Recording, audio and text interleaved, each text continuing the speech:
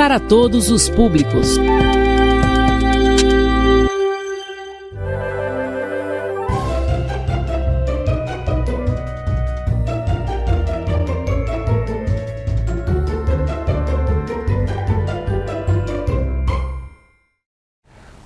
Olá, sejam bem-vindos ao projeto Escola em Minha Casa, Projetos de Vidas. E eu sou o professor especialista Diogo Rogério Martins Ferreira. Sejam bem-vindos à nossa primeira aula de Geografia do 7º ano. Espero que todos estejam com muita saúde e em paz. Vamos comigo? Hoje, nesta primeira aula do 7º ano, vamos estudar o conteúdo O território brasileiro no mundo e suas divisões regionais. Esse é um conteúdo, o primeiro conteúdo do nosso livro didático, o primeiro conteúdo do 7º ano. No 7º ano, nós vamos estar estudando basicamente o Brasil, o nosso país. Conhecer melhor o nosso país. Para a gente começar conhecendo melhor o nosso país, eu trouxe algumas perguntas aqui para a gente começar essa reflexão. Primeira pergunta. Você já parou para pensar sobre o tamanho do território brasileiro? Será que o território brasileiro é grande, é enorme, ou é um territóriozinho, pequenininho, de um paizinho? Será que é um dos maiores territórios do mundo ou um dos menores territórios do mundo? Quais as dimensões norte, sul e leste, oeste do território brasileiro? Pensou? Tentou responder? Procura o pai, procura a mãe. Vamos responder essas perguntas? Beleza. Para isso eu trouxe esse primeiro planisfério, mapa do território do mundo. Esse mapa aqui é do IBGE, o Instituto Brasileiro de Geografia e Estatística, que é um órgão brasileiro ligado diretamente à Presidência da República, responsável de produzir informações geográficas e estatísticas para o governo brasileiro para efeito de planejamento. Por que eu estou dizendo isso, pessoal? Porque este ano nós teremos o censo, que era para ter sido feito no ano passado, e nós vamos ter o censo este ano. O que é censo? Censo é a contagem geral da população brasileira. Então, pessoal, quando o recenseador chegar na sua porta, atenda o recenseador, ajude ele, responda as perguntas do recenseador, você vai estar contribuindo com o seu país. E o IBGE, ele foi lá pesquisar, estudar o território do mundo, e ele produziu esse mapa. Vamos lembrar o conteúdo do 6º ano sobre leitura e interpretação de mapas? Vamos lá? Nesse mapa, qual é a primeira parte do mapa que a gente estuda? É o título. Qual é o título desse mapa? Vamos lá para o globozinho lá em cima. Países mais extensos do mundo. É o título desse mapa. O outro elemento importante no mapa que a gente tem que perceber está à direita aqui desse mapa, é a legenda. Na legenda deste mapa, nós temos os 5 maiores países do mundo e sua extensão territorial. Outro elemento importante do mapa é a orientação, ou mais popularmente conhecida, Rosa dos Ventos. Na Rosa dos Ventos, aparecem as direções do mapa, norte, sul, leste, oeste. Certo, pessoal? E aí eu até trouxe aqui, quando a gente olha para a Rosa dos Ventos, geralmente as pessoas assim não conseguem entender. A Rosa dos Ventos está bem ali, ela lá, aquela estrela de várias pontas, né, a rosa de várias pontas. Mas quando a gente olha para o mapa, a gente tem que olhar assim, o norte, o sul, o leste e o oeste. É isso que a gente tem que ver no mapa. É para isso que ela serve. E aqui nesse mapa, pessoal, quem é o maior país do mundo em território, segundo esse mapa? Vamos lá, pessoal, quem é? É a Rússia, pessoal. A Rússia está ao norte, pessoal. Olha a Rússia lá. Pessoal, a Rússia é o maior país em extensão do planeta Terra. A Rússia tem mais de 17 milhões de quilômetros quadrados, é de longe o maior país em extensão territorial do mundo. Depois da Rússia, pessoal, quem é o segundo maior país do mundo em território? É o Canadá. Olha lá o Canadá ao norte dos Estados Unidos. O Canadá tem mais de 9.984.000.000 de quilômetros quadrados. Em terceiro lugar, nós temos os Estados Unidos. Os Estados Unidos ao sul do Canadá. Ele tem mais de 9.831.000.000 de quilômetros quadrados. Em quarto lugar, nós temos a China. A China tem mais de 9 milhões e 600 mil quilômetros quadrados. E em quinto lugar, quem é o grande vencedor? Em quinto lugar é o Brasil, pessoal. O Brasil é o quinto maior país em extensão territorial do mundo. De acordo com o IBGE, nós temos 8.515.759 quilômetros quadrados. Portanto, o Brasil é o quinto maior país do mundo. E aí eu até trouxe um verso daquela música? Não, do hino brasileiro. E aí tem uma parte do hino que diz: gigante pela própria natureza. Epa, parou? Pessoal, o hino, muito importante, um símbolo nacional. Agora, a gente não pode levar o hino, o gigante pela própria natureza, ao pé da letra, porque assim, da mesma forma que uma pessoa não nasce com 2 metros de altura e pesando 100 quilos, o Brasil não nasceu esse país enorme. O Brasil, ele se formou a uma história, um processo de construção desse território que nós vamos estudar a partir da próxima aula. Beleza? Bem, pessoal, e aí aqui eu trago as extensões do território brasileiro. Quais são as implicações para a nossa vida do fato de morarmos em um país enorme, de grandes extensões? A primeira implicação tem a ver com essa distância leste-oeste no território brasileiro. Essa extensão leste-oeste, que é de mais de 4.326,6 quilômetros, né, que vai da Ponta dos Seixas, o ponto mais oriental a leste, até a nascente do rio Moa, o ponto mais ocidental a oeste, ela tem implicações para a nossa vida. Sabe por quê? Porque ela faz com que no Brasil existam 4 horas de diferença entre quem está mais a leste de quem está mais a oeste. 4 horas de diferença devido ao movimento de rotação do planeta Terra que se conforma às horas do relógio. Outra implicação tem a ver com essa distância norte e sul. A distância norte-sul do Brasil, que é a maior distância em relação a leste e oeste, o Brasil tem mais de 4.378,4 quilômetros. O ponto mais setentrional ao norte é a nascente do rio Ailã. E o mais ao sul, o extremo sul do Brasil, é o Arroio Chuí, no Rio Grande do Sul. Essa grande, enorme distância norte-sul, ela tem implicações para o Brasil. Sabe qual é? O Brasil é um dos países que tem uma das maiores diversidades de paisagens naturais, de climas, vegetação e de relevo. Oh, que coisa boa! Mais coisa para a gente estudar em geografia. Vocês concordam? Beleza. Então nós entendemos um pouco dessa dimensão do território nacional. Agora vamos refletir sobre o Brasil no mundo. E o Brasil no mundo, pessoal? Vocês saberiam me dizer em que continente vocês vivem? Qual é o continente que está inserido no território brasileiro? Outra questão, como podemos regionalizar o continente, né, em que está situado o Brasil no mundo? Como nós podemos regionalizar? Regionalizar? De que você está falando, professor? Calma, não precisa ficar nervoso, eu vou explicar tudinho. Não vai ficar dúvida, não.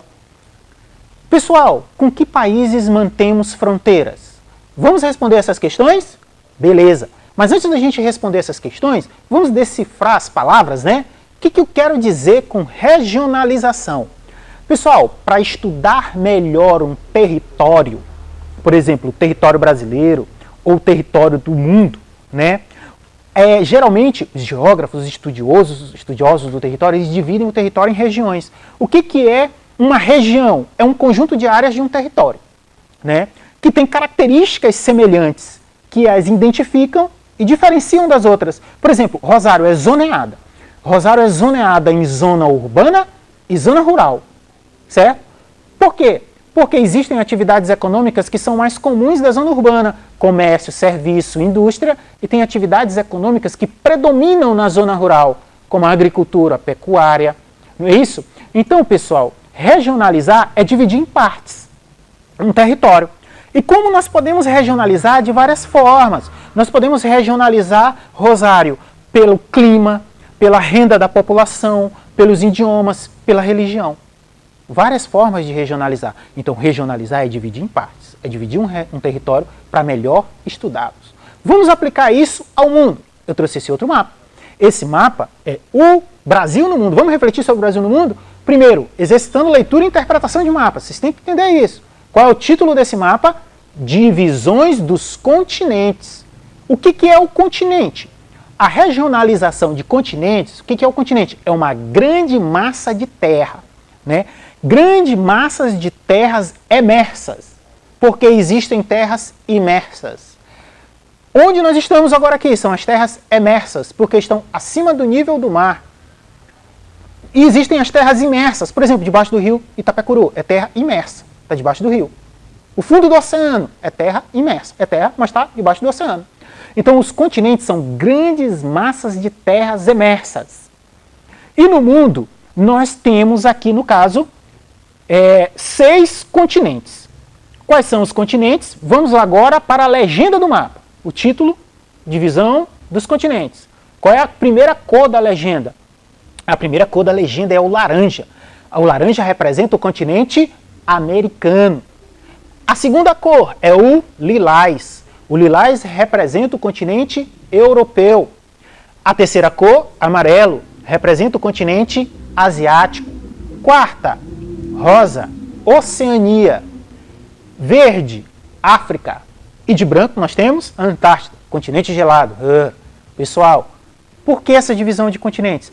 Porque são extensas massas de terras que têm características históricas, culturais, religiosas semelhantes.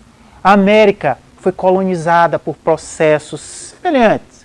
A Europa tem uma história, cultura e religiões parecidas. Da mesma maneira, a Oceania e a Ásia. E o Brasil? Está em qual continente? E aí, já acertou? Nós estamos no continente americano, pessoal.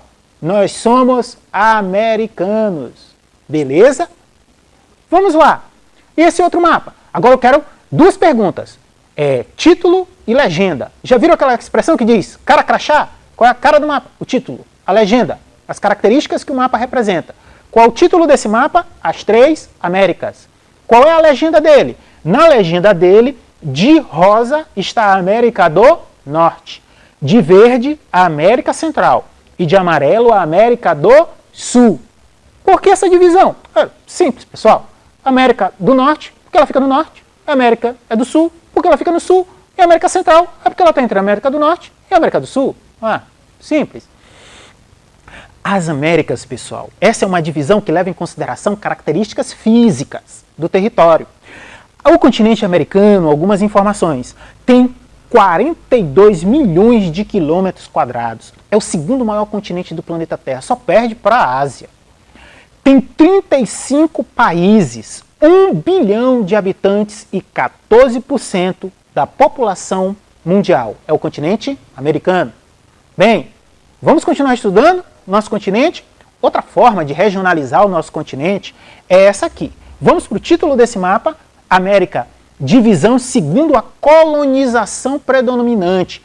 Divisão, regionalização, segundo a colonização. O que é colonizar? Colonizar, segundo o dicionário, é tomar para si. Isso é do dicionário. Tomar para si. Divisão segundo a colonização predominante. Então, a colonização é que define a regionalização desse mapa.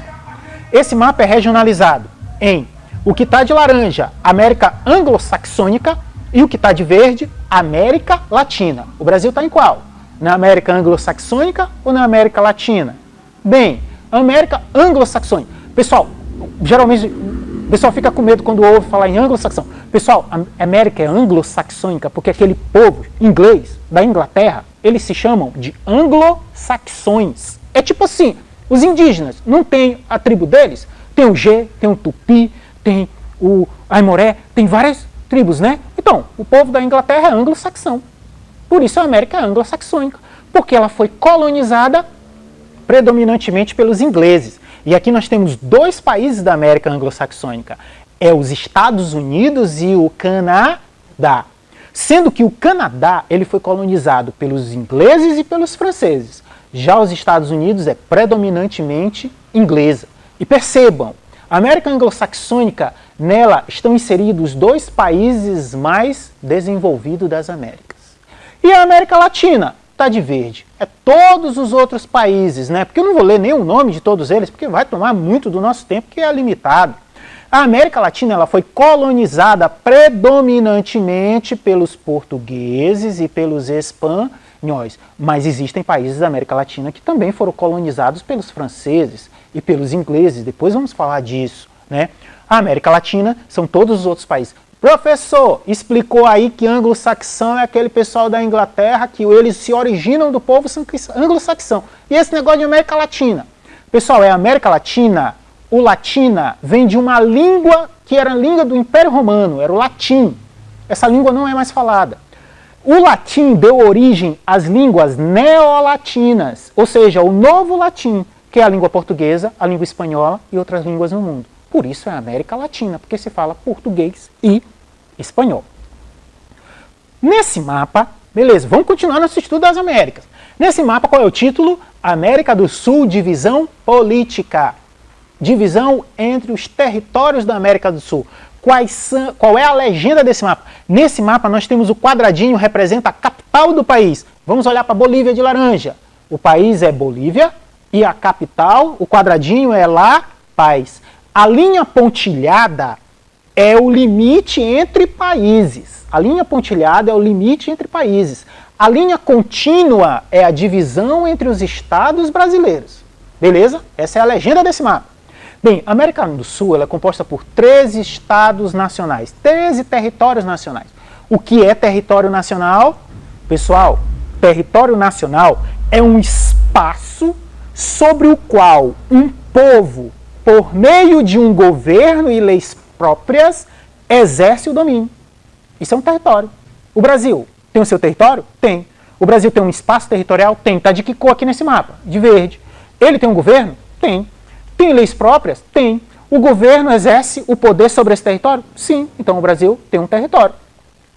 Esse território ele possui limites definidos, constituído por elementos naturais, da superfície, do subsolo, pela extensão de suas águas, rios, lagos, lagoas, mas também das águas oceânicas, uma parte das águas oceânicas, e pelo espaço aéreo.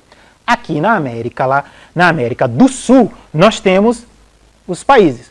Da direita, vamos falar aqui o nome, da direita para a esquerda, de leste para oeste, de norte a sul. O primeiro país aqui é a Guiana Francesa, está bem aqui em cima de Lilás. Guiana Francesa. A Guiana Francesa é um território da França, não é um país independente.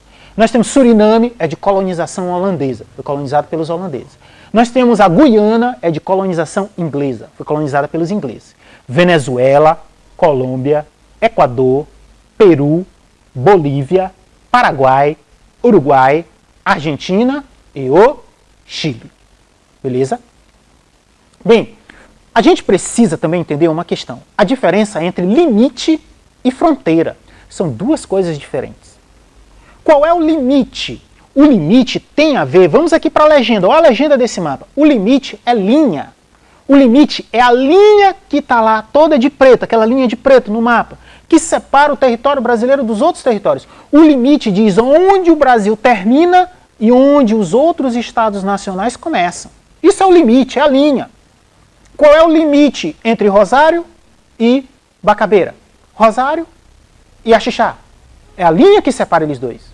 Fronteira é uma zona de contato. Olhem a fronteira é o que está colorido. A fronteira é toda essa região colorida. A fronteira do Brasil, ela tem 150 quilômetros de largura. É uma zona de contato. Então não vamos confundir limite com fronteira. Beleza? Por fim, estamos chegando ao final, infelizmente, né, da nossa aula, mas agora nós vamos estudar um dos conteúdos mais importantes, que são as divisões regionais do Brasil. Divisões regionais. E aí fica a pergunta, como podemos regionalizar o território brasileiro? Como podemos dividir em regiões o território brasileiro? Quais são as regionalizações do território brasileiro? Bem, pessoal, a primeira regionalização do território brasileiro é a regionalização oficial do Brasil. O que eu quero dizer que isso?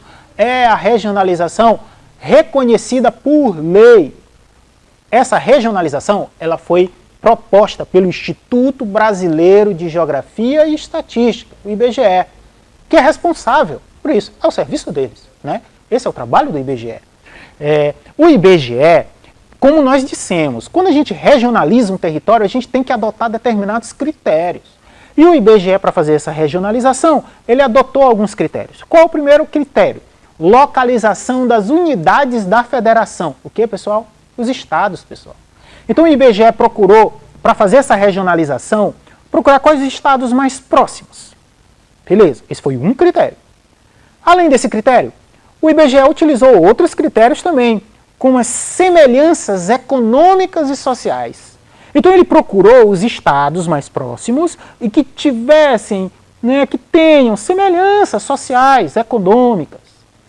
Outro critério também que o IBGE adotou é que também que fossem estados próximos, com semelhanças econômicas e sociais, mas também que tivesse clima e vegetação parecido. E essa regionalização entrou em vigor em 1970. Vamos para o mapa? Qual é o título do mapa? Brasil macro-regiões. Macro, grandes, macro-regiões. Brasil macro-regiões. Qual é a legenda? De verde está a macro-região norte.